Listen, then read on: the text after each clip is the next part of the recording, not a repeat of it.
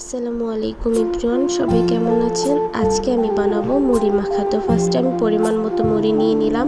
এবার দিয়ে দিচ্ছি বারবিকিউ চানাচুর, আপনারা আপনাদের পছন্দ অনুযায়ী দিবেন। তারপর দিয়ে দিলাম পেঁয়াজু আর আলুর চপ। এবার এগুলোকে একটু ভেঙে নিব। তারপর দিয়ে দিব স্বাদ বাড়ানোর জন্য একটু লেবু কুচি আর একটু পরিমাণ মতো পেঁয়াজ কুচি। তারপর দিয়ে দিচ্ছি শসা আর মরিচ কুচি। দিয়ে দিচ্ছি ছোলা বোনা, আপনারা চাইলে স্কিপ করতে পারেন।